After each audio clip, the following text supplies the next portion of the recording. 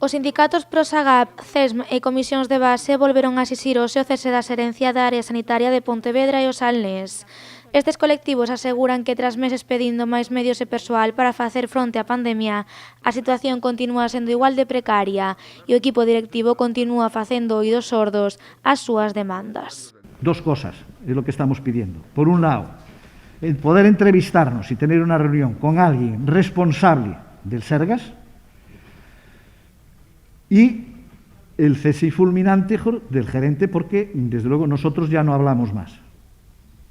Porque tenemos que decir que desde las últimas elecciones sindicales hasta aquí hemos venido advirtiendo de estas cosas ya antes del coronavirus y ahora con el coronavirus, y el gerente, oídos sordos, no ha tomado nota de ninguna de las cosas que le hemos planteado.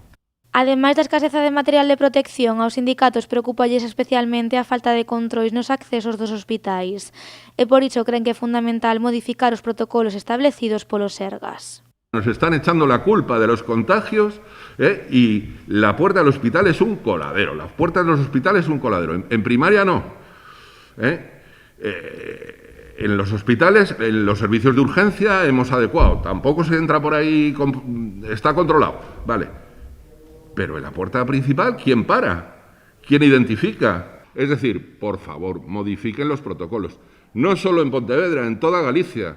No sé de qué se asustan en esta segunda ola. Es lo normal, lo que está pasando es lo normal. No estamos haciendo prevención. Os sindicatos creen que chegou a hora de sair á rúa para seguir denunciando a precariedade laboral coa que están a traballar nos centros hospitalarios e para exixir unha sanidade pública de calidade.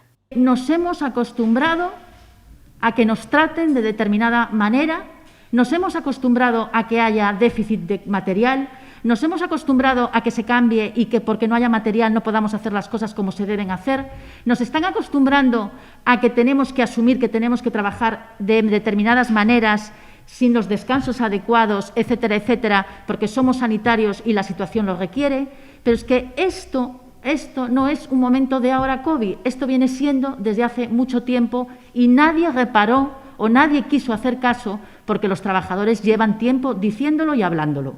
A concentración levarase a cabo este venres a 7 da tarde na Praza de España de Pontevedra. Os sindicatos piden a todos os participantes que acudan con velas ou lanternas para así tratar de aportar un pouco de luz aos xestores da área sanitaria.